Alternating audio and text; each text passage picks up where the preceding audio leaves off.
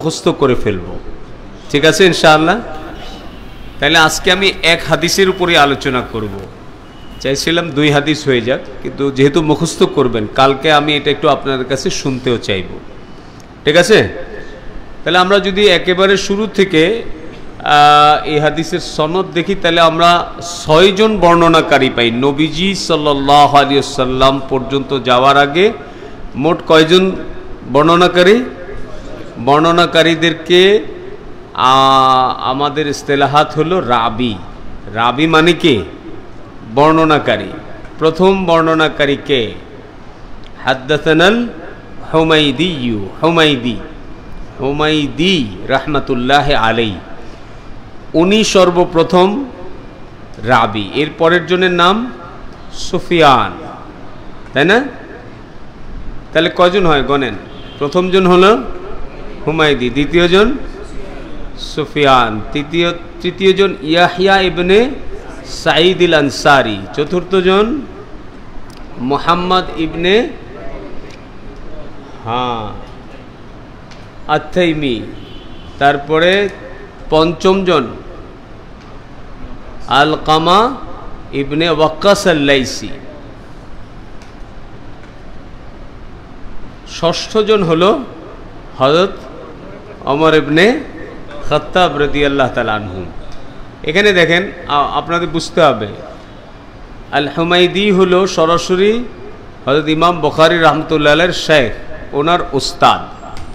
তাহলে আমরা যদিও রাবিদের মধ্যে আলকামা ইবনে ওয়াক্কাস আল-লাইসির নাম শেষের দিকে বললাম, কিন্তু বর্ণনাকারী হিসেবে কিন্তু সাহাবীর পরেই উনি, তাই না? আলকামা ইবনে ওয়াক্কাস আল-লাইসি, কোন কোন বর্ণনাকারীর মতে উনি সাহাবী ছিলেন, কোন কোন মুহাদ্দিস ওনাকে সাহাবী দাবি করেছেন যে উনি সাহাবী ছিলেন, কিন্তু কারো কারো মতে উনি তাবেঈ ছিলেন। তাহলে হুজুর আকরাম সাল্লাল্লাহু, ভালো করে পরিষ্কার হইতে সবাই, কারণ প্রত্যেক হাদিসে তো আমরা এই আলোচনাগুলো করার সুযোগ পাবো না।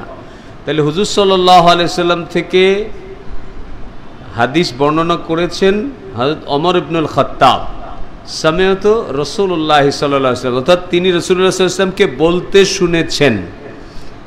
কে? ওমর রাদিয়াল্লাহু তাআলা আনহু। ওমর রাদিয়াল্লাহু তাআলা আনহুকে বলতে শুনেছেন যখন ওমর মিম্বারে ছিলেন, আলাল মিম্বারি, না? কে তিনি? ওমর রাদিয়াল্লাহু তাআলা আনহুকে বলতে শুনেছেন আলকামা ইবনে ওয়াক্কাস আল-লাইসি, আর ওনার কাছ থেকে শুনেছেন মুহাম্মদ ইবনে ইব্রাহিম আল-তাইমি, ওনার কাছ থেকে শুনেছেন ইয়াহইয়া ইবনে সাঈদ আল-আনসারী, ইয়াহইয়া ইবনে সাঈদ আল-আনসারী, ওনার কাছ থেকে শুনেছেন সুফিয়ান, ওনার কাছ থেকে শুনেছেন আল হুমাইদি, তার কাছ থেকে শুনেছেন ইমাম বুখারী রাহমাতুল্লাহি আলাইহি। সনদটা এবার পরিষ্কার হয়েছে? এরপরে যখন আমাদের সনদ ইমাম বুখারী পর্যন্ত পৌঁছবে, তাহলে কি হবে? ওখান থেকে আমরা, আমাদের থেকে আপনারা, আপনাদের থেকে পরবর্তী নসল, এইভাবে কিয়ামত পর্যন্ত হাদিসের সনদ কায়েম থাকবে। এবং এইটাই হাদিস হেফাজতের সবচেয়ে নির্ভরযোগ্য মাধ্যম। কাগজের যে কিতাব, এই কিতাব তো পৃথিবীর ইসলামের যে কোনো দুশমন যে কোনো সময় এটাকে জ্বালায় দিতে পারে, নষ্ট করে দিতে পারে, কিন্তু আমার আপনার সিনার মধ্যে যে সনদ থাকবে সেটাকে তো কেউ জ্বালাইতে পারবে না, ইনশাআল্লাহুল আজিজ, ঠিক আছে। এখন এই যে 5 জন রাবি আমরা পাইলাম, এনাদের ব্যাপারে আগামীকালকে আমি আপনাদের কাছে জিজ্ঞাসা করব। এই 5 জন রাবি একটু আমার ক্লাসে অবশ্যই খাতা কলম পাশে রাখবেন। এই 5 জন রাবির জন্ম, মৃত্যু, এই রাবি সম্পর্কে আপনারা কি কি খুঁজে পান আমাকে জানাবেন, আমি কালকে শুনতে চাইব এক একজনের কাছে এক একজন রাবি সম্পর্কে। আল হুমাইদি, সুফিয়ান, হ্যাঁ, তারপরে আপনার ইয়াহইয়া ইবনে ইব্রাহিম, যারা আছে 5 জন, হযরত ওমর রাদিয়াল্লাহু তাআলা আনহু সহ 6 জন, এই 6 জন সম্পর্কে ওনাদের জন্ম মৃত্যু কোশিশ করবেন এটাও খুঁজে বের করতে। অবশ্যই আছে, আমি দেখেছি। আমি সংক্ষিপ্তকরণের জন্য আপনাদের কাছে কাজ বুঝাই দিলাম যে এইটুক আপনারা নিজেরা বের করার চেষ্টা করবেন, আমিও সহযোগিতা করব আপনাদেরকে। ওনাদের জন্ম মৃত্যু, ওনার থেকে ইমাম সাহেব কতগুলো হাদিস গ্রহণ করেছেন সব আছে, তাই না, টোটাল, যাতে করে ওনাদের সম্পর্কে আমাদের এই পরিমাণ মুনাসেবাত হয়ে যায়। যেমন নাকি আমাদের পরিবারের লোকদের সাথে আমাদের মুনাসেবাত আছে, হ্যাঁ, আপনার আব্বার সাথে আপনার যে মুনাসেবাত আছে, আপনার আব্বাকে আপনি চিনেন, তার সাথে আপনার নেসবত না মুনাসেবাত আছে। আর আপনার মহল্লার আরেক মুরব্বী কাকা, তার সাথেও আপনার পরিচয় আছে, নেসবত আছে, তাকে আপনি চিনেন, জানেন, দেখতে আসতে যাইতে সালাম মুসাফা করেন, ভালো মন্দ জিজ্ঞাসা করেন, এটাকে বলে নেসবত, আপনি চিনেন, জানেন। আর মুনাসিবাত হলো ওনার সব বিষয় সম্পর্কে আপনি জানেন, সব বিষয়ের সাথে আপনি জড়িত, হ্যাঁ, ওনার সাথে, ওনার জীবনের সাথে অনেক বিষয়ের সাথে জড়িত। যেমন আপনার বাবা কি খাইতে পছন্দ করে, হ্যাঁ, তার খাদ্যাভ্যাস, তার ঘুম, তার কথাবার্তা, তার মেজাজ, তার বিষয়ে আপনার চেয়ে ভালো তো আর কেউ জানে না। এরকম আমাদের যারা হাদিস বর্ণনাকারী রাবি আছে, ওনারা যেন আমাদের কাছে অপরিচিত না হয়। ওনাদের জীবন, ওনাদের সিয়ারের কিতাবগুলো আমাদের বেশি মোতালা করা লাগবে। দাওরায়ে হাদিসের বছর তো এত বেশি মোতালা করা উচিত, আর কিতাবের মধ্যে এত বেশি মশগুল থাকা উচিত যে শুক্রবার ছাড়া অন্য বার যেন আপনাদের মনেই না থাকে যে আজকে কি বার, বলে এই বারের কথা মনে করার সময়ই তো থাকবে না, এত মোতালা। একটা হাদিসের যদি আপনি ফতহুল বারি মোতালা করতে যান, কোনো হাদিসের ব্যাখ্যায় 50 পৃষ্ঠা 70 পৃষ্ঠা পর্যন্ত আছে, তো আপনি বুঝেন কত মোতালা আছে। আর এরকম হাজার হাজার হাদিস আমাদেরকে শিখতে হবে, অবশ্যই মোতালা করতে হবে। মোতালা না করলে আপনি তো মাহের হবেন না, দক্ষ হবেন না। ঠিক আছে ইনশাআল্লাহ। তাহলে এই শুধু প্রথম হাদিস নয়, পরবর্তী সমস্ত হাদিসের মধ্যে যে রাবি আছে, আমি পরবর্তীতে দেখব যে এই 5 পারায় আমরা টোটাল কতজন রাবি পেয়েছি। আল হুমায়দি থেকে শুরু করবেন, একই রাবিকে দ্বিতীয়বার লেখার দরকার নাই। যদি দেখেন যে একই রাবি আরেকবার আসছে, ওইটা ওনাকে বাদ দিয়ে দেন, কিন্তু নতুন যে কোনো রাবি আসবে তার নাম লিপিবদ্ধ করা শুরু করবেন। তার মানে প্রত্যেকের আজকে থেকে একটা নোট খাতা বানাবেন যে বুখারী শরীফের সমস্ত রাবিদের সংক্ষিপ্ত জীবনী লিপিবদ্ধ করার জন্য, মনে থাকবে, এটার মধ্যে একটা খাতা বানাবেন। প্রথম আল হুমায়দির নাম লিখবেন, ওনার জন্ম মৃত্যু, ওনার থেকে বর্ণিত হাদিস, কত সালে উনি মারা গেছে, কতগুলো হাদিস বর্ণনা করেছেন, হাদিস বর্ণনাকারী হিসেবে ইমামদের কাছে ওনার গ্রহণযোগ্যতা কেমন ছিল, সংক্ষিপ্ত লিখবেন। এরপরে সুফিয়ানের নাম লিখবেন, হ্যাঁ, এইভাবে এই 6 জনের নাম লিখবেন। পরবর্তী হাদিসে আবার আপনারা রাবি পাবেন, যদি একই রাবি এখানে ছিল তার নাম রিপিট করার দরকার নেই, নতুন রাবি হলে তার নাম সিরিয়ালি লেখেন। এইভাবে চলতে থাকেন, যাতে আমি বছর শেষে খতমে বুখারীর আগে যখন জিজ্ঞেস করব যে পুরা বুখারী শরীফের টোটাল কতজন রাবি থেকে ইমাম বুখারী রাহমাতুল্লাহ আলাইহি হাদিস গ্রহণ করেছেন, তাহলে যেন আমার সব বাচ্চারা বলতে পারে, শুধু ভালো ভালো ছাত্ররা বলবে তা নয়, সবাই যেন বলতে পারে, এইরকম মালুমাত যেন সবার আসে। ইমাম বুখারী রাহমাতুল্লাহ আলাইহি এই কিতাব লেখার ব্যাপারে আল্লাহ ওনাকে এত ফেরাসত দিয়েছিলেন যে যুগ যুগ ধরে গবেষণা করেও এই কিতাবের মাহাত্ম্য, বুজুর্গি, বিশেষত্ব বয়ান করে শেষ করতে পারেনি। এক কিতাবের শতাধিক ব্যাখ্যা গ্রন্থ আছে, হ্যাঁ, এরপরও কোনো ইমাম এটা বলেন নাই যে এই বুখারী শরীফের সরা বা ব্যাখ্যা গ্রন্থ লিখে আমি শেষ করে ফেলেছি, আর কোনো লেখার দরকার নাই, এরকম এখনো কেউ দাবি করতে পারেন নাই। আপনি দেখেন এইখানে যেই 5 জন রাবি, বা ওমর রাদিয়াল্লাহু তাআলা আনহুকে বাদ দিলে 5 জন হয়, আর ওমর রাদিয়াল্লাহু তাআলা আনহুকে নিলে 6 জন হয়। এদের মধ্যে মক্কা মুকাররমারও আছেন, মদিনা মনোয়ারাও আছেন। কারো বাড়ি মক্কায় ছিল, মক্কা মুকাররমায় ছিল, কারো বাড়ি মদিনা মনোয়ারায় ছিল। কিন্তু প্রথম প্রথম রাবি যিনি আল হুমায়দি, তাঁর বাড়ি মক্কা মুকাররমায় ছিল। আর যেহেতু আমাদের বাব হলো ওহী সংক্রান্ত, ওহীর সূচনা হয়েছিল মক্কা মুকাররমায়, মানে এত বিশেষ বিশেষ বিষয়গুলোকে উনি খেয়াল রেখেছেন যে বাপ কায়েম করছেন ওহীর, আর ওহী সূচনা হয়েছে মদিনায় না মক্কায়? মক্কা মুকাররমায়। অধিকাংশ সময় আমরা শুধু মক্কা বলবো না, মক্কাতুল মুকাররমা, মদিনাতুল মুনাওয়ারা ইহতিরামের সাথে বলবো, ঠিক আছে ইনশাআল্লাহ। তো এই এতটুকু বিষয় খেয়াল রেখেছেন। প্রথম হাদিসের বর্ণনাকারী মূল সাহাবী ওমর রাদিয়াল্লাহু তাআলা আনহু, উনি আমিরুল মুমিনিন ছিলেন। বুখারী শরীফের শেষ হাদিসের বর্ণনাকারী হযরত আবু হুরায়রা রাদিয়াল্লাহু তাআলা আনহু আমিরুল মুমিনিন ফিল হাদিস ছিলেন।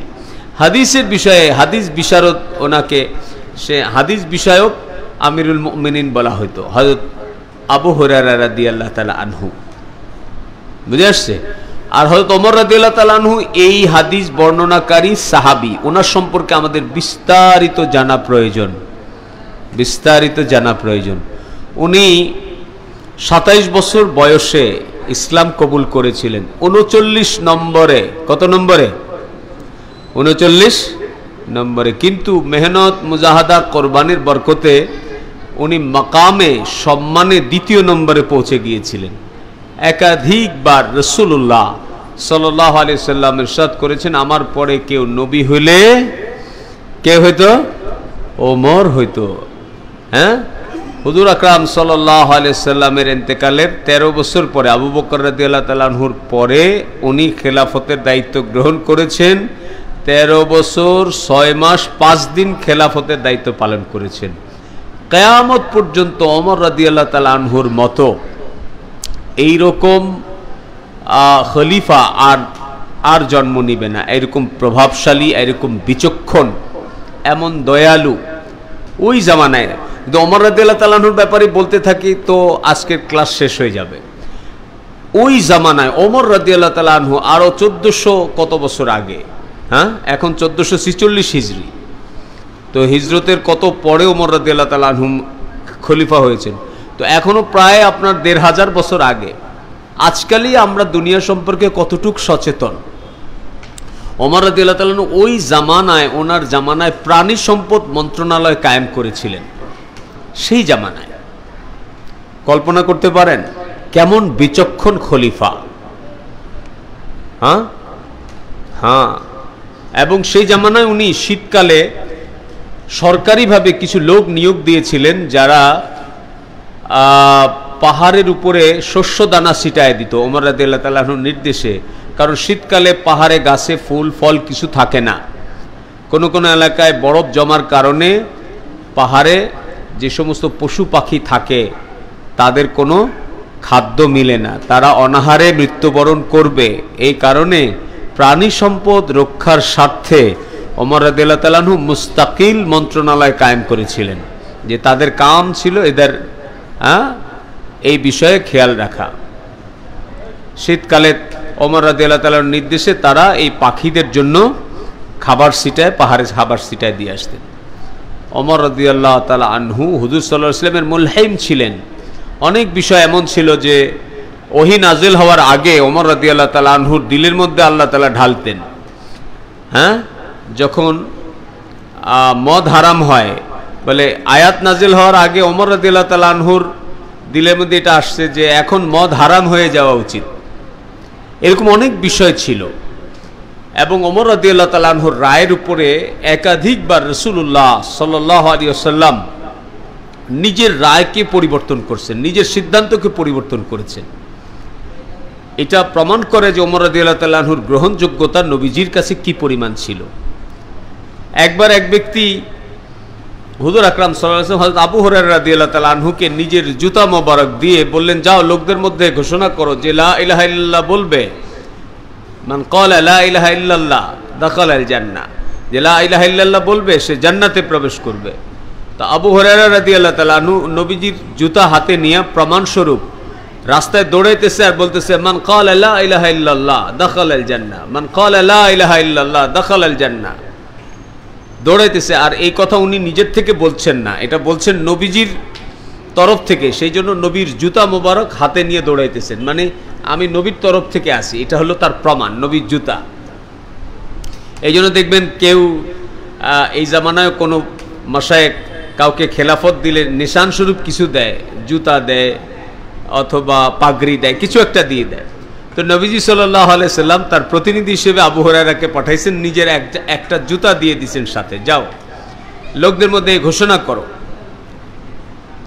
তো হযরত ওমর রাদিয়াল্লাহু তাআলার সাথে দেখা হইলে ওমর রাদিয়াল্লাহু তার বুকের মধ্যে ঘুষি মারছেন।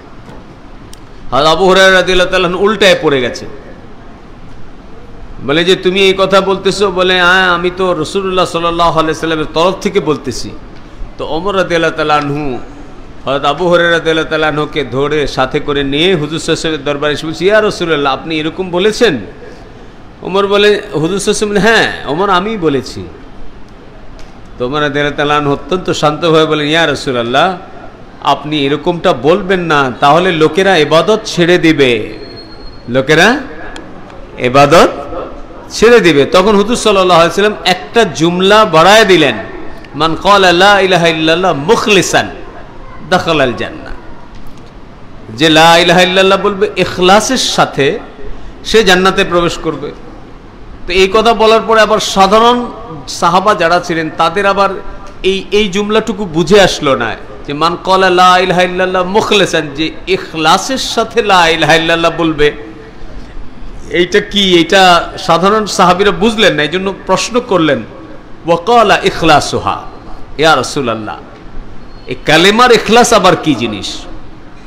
তখন রাসূলুল্লাহ সাল্লাল্লাহু আলাইহি ওয়াসাল্লাম ব্যাখ্যা করে বললেন, ক্বালা আনতাহজিজুহা আম্মা হারিমিল্লাহ, ইখলাস ওই জিনিস, কালেমার ইখলাস ওই জিনিস যা মানুষকে হারাম থেকে বিরত রাখে। অর্থাৎ একজন ব্যক্তি এমনভাবে কালেমা পড়বে যে সমস্ত হারাম থেকে বিরত থাকবে, অর্থাৎ তার কালেমা তাকে হারাম থেকে বিরত রাখবে। তো এখন যদি আপনি এটা বুঝতে যান, দেখেন হারাম থেকে বিরত রাখার মানে হলো আল্লাহ যা হুকুম করেছেন, আদেশ করেছেন, সেটা অমান্য করাও হারাম, আর আল্লাহ যেটা নিষেধ করেছেন সেই কাজ করাও হারাম। আল্লাহ মদ খাওয়া হারাম করেছেন, নিষেধ করেছেন কেউ খাইলে হারাম হবে, আবার আল্লাহর নামাজ পড়তে হুকুম দিয়েছেন কেউ ছেড়ে দিলে হারাম হবে। তাহলে কেউ যদি হারাম থেকে বাঁচে, অর্থাৎ তার কালেমা যদি তাকে হারাম থেকে বাঁচায়, তাইলে সে জান্নাতে প্রবেশ করবে। তো এক জুমলার মধ্যে কত বড় ব্যাখ্যা আছে। এই জন্য হুজুর সাল্লাল্লাহু আলাইহি ওয়াসাল্লামের কথা বলার সুন্নত তরিকা হলো, নবী অল্প কথা বলতেন যার শব্দ বেশি হইতো, ছোট্ট একটু শব্দ শুধু লাগায় দিছে, মান ক্বালা লা ইলাহা ইল্লাল্লাহ মুখলিসান, যে লা ইলাহা ইল্লাল্লাহ বলবে ইখলাসের সাথে, সে জান্নাতে প্রবেশ করবে। তো এই জায়গাটুকুতে আল্লাহ হযরত ওমর রাদিয়াল্লাহু তাআলা আনহুকে ব্যবহার করেছেন। এরকম একাধিকবার হয়েছে। তবুকের অভিযানে লম্বা সফর ছিল, লোকেরা লম্বা সফর হওয়ার কারণে তাদের খানাদানা শেষ হয়ে গেছে, ভুকা, সবাই ক্ষুধার্ত, কষ্ট পাচ্ছে। তো এক ব্যক্তি ধনী ছিল, মদিনা মনোয়ারাতে তার অনেক সম্পদ আছে। সে নবীজির কাছে গিয়ে বললেন, ইয়া রাসূলুল্লাহ, আমরা এখানে সবাই ক্ষুধায় কষ্ট পাচ্ছে, আপনি অনুমতি দিলে আমি লোকদের থেকে উট ক্রয় করব, মদিনা মনোয়ারাতে গিয়ে এর মূল্য পরিশোধ করব, আপনি অনুমতি দান করেন। হুজুর দেখলেন যে হ্যাঁ, সাথীরা ভুকা আছে, ঠিক আছে, অনুমতি দিয়ে দিলেন। সেই লোক গিয়ে যারা যারা উট নিয়ে আসছিল তাদের থেকে উট মূল্য নির্ধারণ করে জবাই করতে শুরু করলেন, বলে এগুলো কেটে সবাইকে খাওয়ায় দাও, এটা শুরু করলেন। ওমর রাদিয়াল্লাহু তাআলা দেখলেন যে সে অনেকগুলো উট জবাই করে ফেলছে, উনি গিয়ে তাকে ধরে ফেললেন, বলে এই তুমি উট জবাই করতেছো? বলে হ্যাঁ, আমি তো নবীজির থেকে অনুমতি নিয়ে আসছি। বলে চলো নবীজির দরবারে যাই। তো নবীজি সাল্লাল্লাহু আলাইহি সাল্লামের কাছে এই ব্যক্তিকে নিয়ে গেলেন। ওমর রাদিয়াল্লাহু তাআলা, ইয়া রাসূলুল্লাহ, আপনি কি তাকে উট জবাই করার অনুমতি দিয়েছেন? হুজুর বললেন, হ্যাঁ ওমর, আমি অনুমতি দিয়েছি, আমি অনুমতি দিয়েছি। হুজুর সাল্লাল্লাহু আলাইহি সাল্লামকে ওমর রাদিয়াল্লাহু তাআলা, ইয়া রাসূলুল্লাহ, আপনি এরকম অনুমতি দিবেন না, কেননা এখন তারা ক্ষুধার্ত, অল্প খেয়ে তারা দিনাতিপাত করতে পারবে, কিন্তু যদি সমস্ত উট জবাই হয়ে যায়, এই মরুভূমির উত্তপ্ত বালুকাময় রাস্তা দিয়ে তারা এই তবুক থেকে, তবুক একেবারে জর্ডানের সাগর তীরবর্তী এলাকার নাম তবুক, হ্যাঁ, তো এত দূর থেকে তারা মদিনায় সফর করবে কি দিয়ে? উট যদি না থাকে, সওয়ারি যদি না থাকে। তো হযরত ওমর রাদিয়াল্লাহু তাআলা এত বিচক্ষণ ছিলেন, হুজুর সাল্লাল্লাহু আলাইহি সাল্লাম ওমর রাদিয়াল্লাহু তাআলা রায়ের উপরে নিজের সিদ্ধান্ত বদলাই দিয়ে, আচ্ছা ঠিক আছে উট জবাই করা বন্ধ করে দাও। বিচক্ষণতার এরকম বিভিন্ন বিচক্ষণতার প্রেক্ষাপটেই নবী বলছেন যে আমার পরে যদি কেউ নবী হইতো তাহলে ওমর হইতো। কিন্তু যেহেতু নবীজি সাল্লাল্লাহু আলাইহি সাল্লামের পরে আর কেউ নবী আসবে না, নবী খাতামান নবিয়্যিন, এই জন্য ওমর রাদিয়াল্লাহু তাআলা আনহু নবী হবেন না এটা প্রতিষ্ঠিত। এখানে একটা মাসালাও আছে, কিয়ামত পর্যন্ত কোনো ব্যক্তি যত উপযুক্তই হোক না কেন কেউ আর নবী হইতে পারবে না, আর নবী কেউ নিজে নিজে হইতে পারে না। আর কেউ যদি নবুয়তের দাবি করে তাহলে সে ভণ্ড, প্রতারক, মিথ্যাবাদী, তাকে প্রত্যাখ্যান করতে হবে। বরং যদি ইসলামী খেলাফত থাকে তো নবুয়তের দাবিদারকে কতল করাই শরীয়তের হুকুম, তাকে কতল করতে, ফাকতুলহু, তাকে কতল করে ফেলতে হবে। এটা একটা মাসালা আমাদের জানা থাকলো। তাহলে আমরা এই হাদিসের বর্ণনাকারী মূল সাহাবী হযরত ওমর রাদিয়াল্লাহু তাআলা আনহু সম্পর্কে কিছু আলোচনা করলাম, এবং সর্বশেষ ওনার ইন্তেকাল হয়। ওনার যে তামান্না ছিল, উনি সবসময় দোয়া করতেন, আল্লাহুম্মা রযুকনা শাহাদাতান ফি সাবিলিক ওয়ারযুকনা মাউতান ফি বিলাদি হাবিবিক। উনি বড় বাহাদুর ছিলেন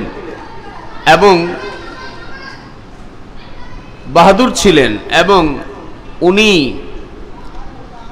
শাহাদাতের তামান্না রাখতেন, কিন্তু নবীজি সাল্লাল্লাহু আলাইহি সাল্লামের শহরেই ওনার ইন্তেকাল হোক এইটাও উনি আকাঙ্ক্ষা রাখতেন, যে মদিনায় যেন ওনার শহীদ হন এবং এখানেই যেন ওনার কবর হয়। আল্লাহ ওনার দোয়াকে কবুল করছেন। ফজরের নামাজের সময় আবু লুলু নামে এক মাজুসি ওনাকে নামাজ অবস্থায় ছুরি দিয়ে আঘাত করেছিলেন। তো উনি নামাজের প্রথম কাতারে ছিল। উনি একজন আনসারীর গোলাম ছিল, আবু লুলু। উনি মাজুসি ছিল। গোলামরা বিধর্মীয় হইতো, কিনে আনতেন। তো দুই দিকে ধারালো একটা ছুরি বানাইছিলেন, সে অস্ত্র বানাইতো। পেশায়ও তার কাজ ছিল অস্ত্র বানানো। আবু লুলু সে নিজে একটা ছুরি বানাইছিলেন যেটা দোনো দিকে ধার ছিল। সেটা দিয়ে হয়তো ওমর রাদিয়াল্লাহু তাআলা আনহুকে একাধিক আঘাত করেছিলেন নামাজের অবস্থায়। এই সিনার নিচে, পেটের দিকে ওনার যে খাদ্যনালী এটা কেটে গিয়েছিল, উনি পড়ে গেছিলেন। এরপরে সাহাবায়ে কেরাম খুব চেপে চেপে দাঁড়াইতেন নামাজের কাতারে। তো উনি পালানোর জন্য এই তরবারিকে একাধিকভাবে এইভাবে চালাইতে থাকছেন রাস্তা ক্লিয়ার করার জন্য। বেশ কোনো বর্ণনায় আসছে যে উনি 7-8 জনকে শহীদ করে ফেলছেন, জায়গায় তারা শহীদ হয়ে গেছে।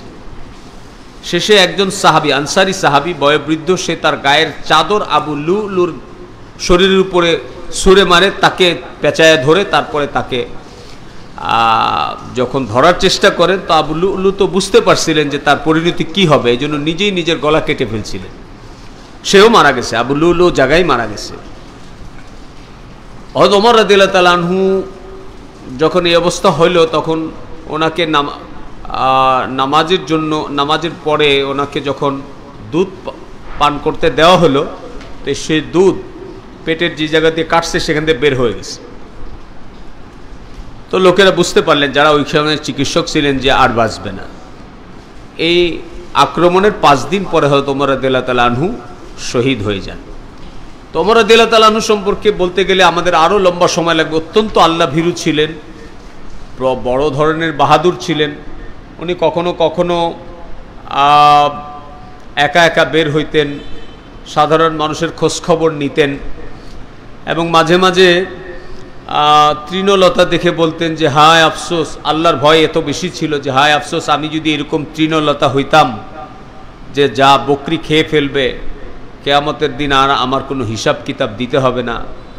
আবার কখন বলতো, ওমর তোমার যদি জন্মই না হইতো, তোমার মা যদি তোমাকে প্রসবই না করতো, এটা আল্লাহর ভয়ে, আল্লাহর সামনে দাঁড়াইতে হবে, হিসাব কিতাব দিতে হবে, এই ভয়ে এই ধরনের কালাম করতেন। তো এই ছিল হযরত ওমর রাদিয়াল্লাহু তাআলা আনহু। এবং হাদিসের মূল বক্তব্য এখানে 3টা কথা আছে, যদি আমরা পুরাটা আলোচনা করি সেখানে ইন্নামাল আমালু বিন্নিয়াত, সমস্ত আমালের সমস্ত আমালের পরিণতি নির্ভর করে নিয়তের উপরে। এখানে দেখেন আমাদের বাপ কিন্তু ওহী, কিন্তু আলোচনা কিন্তু ওহির না। পুরা হাদিসের মধ্যে ওহী সংক্রান্ত কোনো আলোচনা নাই। যেমন আয়াতের শানে নজুল আছে, আয়াতের শানে নজুল আছে যে কোন প্রেক্ষাপটে এই আয়াত নাজেল হয়েছে, এমনি কিছু হাদিসও আছে যার এরকম আপনার প্রেক্ষাপট হাদিসের মধ্যে বর্ণনা আছে, কিতাব হাদিসের কিতাবগুলোর মধ্যে বর্ণনা আছে। তো এই যে হাদিস যেটা আমরা এখানে পড়ছি, একদম প্রথম হাদিস বুখারী শরীফের, ইন্নামাল আমালু বিন্নিয়াত, এই হাদিস হুজুর আকরাম সাল্লাল্লাহু আলাইহি সাল্লাম যখন মক্কা মুকাররমা থেকে মদিনা মনোয়ারা হিজরত করে যান, তখন নবীর প্রথম খুতবায় নবী এই হাদিস বর্ণনা করেন। হাদিস বিশারদগণ লিখছেন যে এটার একটা প্রেক্ষাপট ছিল। এক ব্যক্তি যখন মদিনা মনোয়ারা থেকে সবাই হিজরত করে যাইতেন, তো মুসলমানদের মধ্যেই এক ব্যক্তি উম্মে কায়েস নামে একজন সুন্দরী রমণী ছিল মক্কা মুকাররমাতে, তাকে বিয়ের প্রস্তাব দেন। তো উম্মে কায়েস বলছিলেন, শর্ত দিছিলেন যে তুমি যদি আমার সাথে হিজরত করে মদিনায় যাও তাহলে আমি তোমার সাথে বিবাহে রাজি আছি, আর নাই তোমার সাথে আমি বিবাহ করব না। তো এই সাহাবী এই উম্মে কায়েসকে বিয়ে করার জন্য এই শর্তে সে হিজরত করতে রাজি হয়েছিলেন। তো সাহাবা ইকরাম বলছেন যে আমরা এই সাহাবীকে মুহাজিরে উম্মে কায়েস নামে ডাকতাম, যে উনি হিজরত করেছেন উম্মে কায়েসকে বিয়ে করার জন্য। মুহাজিরে মক্কা না, মুহাজিরে মদিনাও বলতাম না, মুহাজিরে মক্কা বলতাম না, মুহাজিরে উম্মে কায়েস বলতাম। মানে মক্কা থেকে হিজরত করে আসছে, ইসলামের জন্য আসে নাই, উনি আসছে উম্মে কায়েস নামে একজন নারীকে বিবাহ করার জন্য। তো নবীর কাছে যখন এই উম্মে কায়েসের ঘটনা শোনানো হলো, তখন নবী এই হাদিস বর্ণনা করেছেন যে সব কাজের পরিণতি নির্ভর করে নিয়তের উপরে। যে দ্বীনের জন্য হিজরত করবে সে দ্বীন পাবে, আর যে দুনিয়ার জন্য হিজরত করবে সে দুনিয়া পাবে। বিশেষ করে কেউ যদি কোনো নারীকে বিবাহ করার জন্য হিজরত করে তো সে তাই পাবে যার জন্য সে হিজরত করেছে। অর্থাৎ যে ব্যক্তি উম্মে কায়েসকে বিবাহ করার জন্য মক্কা থেকে হিজরত করে মদিনা মুনাওয়ারা আসছে, তার হিজরত ইসলামের জন্য হয় নাই, তার হিজরত, হ্যাঁ, সে উম্মে কায়েসকে পেয়ে গেছে। অর্থাৎ বিয়ের জন্য হিজরত করেছিল, বিয়ে হয়ে গেছে, বা একজন নারীর জন্য হিজরত করেছিল, নারীকে পেয়ে গেছে। কেউ ব্যবসার জন্য হিজরত করলে তার ব্যবসা হয়ে যাবে, কিন্তু কেউ দ্বীনের জন্য হিজরত করলে সে দ্বীন পাবে। এখানে অনেক বড় ব্যাপার আছে। যদিও বাবের সাথে বাহ্যিকভাবে আমরা কোনো মিল পাচ্ছি না হাদিসের, কিন্তু যদি আমরা বিশ্লেষণ করতে যাই তাহলে মিল হয়ে যাবে। অনেক মিল আমরা খুঁজে পাবো যে নিয়তের সাথে এই হাদিস কেন আগে আনা হলো, আর বাব কেন প্রথম ওহির বাব। কেননা ইসলামের যা কিছু বিধানাবলী সব কিছুর সূচনা ইহা তাক্কে নবুয়তের সূচনাই তো ওহির মাধ্যমে হয়েছে। এই জন্য প্রথম বাব হলো ওহি সংক্রান্ত, আর ওহির মাধ্যমে সমস্ত নবীদেরকে নিয়তের ব্যাপারে সর্বপ্রথম সচেতন করা হয়েছে, এমনকি আমাদের নবীকেও। এই কারণে বাব ওহির, কিন্তু প্রথম হাদিস হলো নিয়ত সংক্রান্ত। ইমাম বুখারী রাহমাতুল্লাহ আলাইহি এই জন্যই এই হাদিস আগে বর্ণনা করেছেন যে উনি যে এই বুখারী শরীফ লিখেছেন এটার মধ্যেও যেন ওনার ইখলাস থাকে, ইখলাসুল লিল্লাহিয়াতের উপরে যেন হয়। আমাকে লোকেরা বড় মুহাদ্দিস বলবে, এই নিয়তে আমি লিখছি না, আমি সম্পূর্ণ আল্লাহকে সন্তুষ্ট করার জন্য লিখছি। তাহলে এই হাদিস পড়ার পরে আজকে আমরা যারা এখানে হাদিসের দর্শ দেওয়ার জন্য বসছি, নেওয়ার জন্য বসছি, আমাদেরও প্রথম কাজ হচ্ছে নিজেদের নিয়ত ঠিক করা। হ্যাঁ, আমরা যারা বুখারী শরীফ পড়াই আমাদের মধ্যে যেন কোনো শহুরত, নাম যশের জজবা না হয় যে হ্যাঁ আমি বুখারী শরীফ পড়াই। মানে আমাদের জন্য এই পড়ানিটা, আমাদের এই দর্শ দেওয়া, এটা যেন ইখলাসের সাথে হয়, যে আমরা আল্লাহ এবং আল্লাহ পাকের সন্তুষ্টির জন্য আমরা হাদিস পড়াইতেছি। আবার আমরা যারা বসেছি হাদিস পড়ার জন্য, আমাদেরও দিলের মধ্যে যেন এই জজবা থাকে যে আমরা একমাত্র আল্লাহকে সন্তুষ্ট করার জন্যই আমরা হাদিসের দর্শে বসেছি। মা কারোর মধ্যে কারোর সাথে আমার যেন অহংকার না থাকে যে আমি দাওরা হাদিস পড়ি, আমি তো দারুল হাদিসে পড়ি, আমি বুখারী শরীফ পড়তেছি, এরকম নানান রকমের কিছু শয়তান আমাদের দিলের মধ্যে অসবাসা ঢালতে থাকবে। এই জায়গা থেকে যেন আমরা প্রত্যেকে আমাদের দিলকে পাকসাপ রাখতে পারি। এই জন্য ইমাম বুখারী রাহমাতুল্লাহ আলাইহি সর্বপ্রথম হাদিস এখানে গ্রহণ করেছেন নিয়ত সংক্রান্ত। এখানে আরেকটা বিষয় আছে হিজরতের। হিজরত হুজুর সাল্লাল্লাহু আলাইহি ওয়াসাল্লামের হিজরত তো হিজরত তো দুইটা ছিল। ইমাম বুখারী রাহমাতুল্লাহ আলাইহি ফতহুল বারীর মধ্যে জমা করছেন যে হুজুর সাল্লাল্লাহু আলাইহি ওয়াসাল্লাম দুইটা হিজরত করেছেন। প্রথম ওহী নাজেল হওয়ার আগে নবী আপন ঘর থেকে হেরা গুহায় হিজরত করেছিলেন, নির্জনে সেখানে আল্লাহর ধ্যানে মগ্ন ছিলেন। এটা ছিল নবীর প্রথম হিজরত, এবং এই হিজরতের পরেই আল্লাহ তাআলার তরফ থেকে প্রথম ওহী প্রাপ্ত হন নবী। তো উলুমে ওয়াহি নিজের সিনার মধ্যে নেওয়ার জন্য অন্তরের যে একটা প্রস্তুতি, সেটার জন্য এই ঘটনা থেকে বহুত ইমাম সাহেবানগণ মুহাদ্দিসিনগণ বলছেন যে নির্জন বাসের জরুরত আছে। হুজুর আকরাম সাল্লাল্লাহু আলাইহি ওয়াসাল্লাম এখান থেকেই হয়তো মাশায়েখে দিন ওলামায়ে কেরামকে চিল্লাকাশি করার জন্য বিভিন্ন পীর মাশায়েখদের কাছে গেলে যে রিয়াজত মুজাহাদার জন্য তাদেরকে খানকায় রাখেন লম্বা লম্বা সময়, এখান থেকে যে নবীও ওহী প্রাপ্তির আগে, নবুয়ত প্রাপ্তির আগে একটা লম্বা সময় নির্জনে পাহাড়ের গুহায় আল্লাহর ইবাদতে মগ্ন ছিলেন, যার দ্বারা এর পরবর্তীতে রাসূলুল্লাহ সাল্লাল্লাহু আলাইহি সাল্লামের কাছে ওহী আসছে। তো আমাদেরও, আমরা যারা মাদ্রাসায় পড়ছি কোরআন হাদিস, এটা তো ওহীর মাধ্যমেই প্রাপ্ত। এই নূরকে আমাদের সিনার মধ্যে জমা করার জন্য আমাদেরও দুনিয়ার সব ঝয় ঝামেলা ঝঞ্ঝাট থেকে আমাদের দিলকে ফারেক করে আমাদেরকে একদম একচুইভাবে এই কোরআন ও হাদিসের দর্শে বসতে হবে। এই জন্য বিশেষভাবে অনুরোধ করছি, এটা আজকের এই বছর 2025-এর আমার প্রথম দারুল হাদিসের দর্শের সূচনা আজকে। আপনাদের অনুরোধ করছি, কেউ যদি বিভিন্ন প্রয়োজনে মোবাইল আপনাদের কাছে এনে থাকেন, আপনারা মোবাইলের ব্যবহার থেকে বিরত থাকবেন। কারণ মোবাইলে মা ফোন করবে, কেমন আছিস, আজকে কি খেয়েছিস, বাবা খোঁজ খবর নেবে, তো জেহেন এদিক সেদিক হবে, এছাড়াও অনেক কিছু হতে পারে। এই জন্য জেহেনকে একচুই করার জন্য আরও যা করা প্রয়োজন আপনারা করবেন। ঠিক আছে ইনশাআল্লাহ? জি, আল্লাহ তাআলা তৌফিক দান করে। তো রাসূলুল্লাহ সাল্লাল্লাহু আলাইহি ওয়াসাল্লামের হিজরত দুইটা ছিল, আমি বলেছিলাম। কয়টা ছিল? প্রথম হিজরত হলো নিজের ঘর থেকে হেরা গুহায় নির্জন বাস, এটা একটা হিজরত ছিল। আর দ্বিতীয় হিজরত ছিল মক্কা মুকাররমা থেকে হিজরত করে মদিনা মুনাওয়ারায়। আর সাহাবায়ে কেরামের হিজরত আরও বেশি ছিলেন। হাফসায়, প্রথম মক্কা মুকাররমা থেকে হাফসায় কিন্তু দুইটা হিজরত ছিল, হাফসায় দ্বিতীয় হিজরত, এরপরে হাফসা থেকে মদিনায়, তাহলে সাহাবায়ে কেরামের হিজরত তিনটা ছিল। হ্যাঁ, আর বাকি হিজরতের শরীয়তের বিধান যদি জিজ্ঞেস করেন তো হিজরত মূলত তিন প্রকারের। কয় প্রকারের? তিন প্রকারের। প্রথম নম্বর হিজরত ফরজ, দ্বিতীয় নম্বর হিজরত মুস্তাহাব, আর তৃতীয় নম্বর হিজরত ফরজে কিফায়া। প্রথম নম্বর হিজরত হলো, আপনি যদি এমন দেশে বসবাস করেন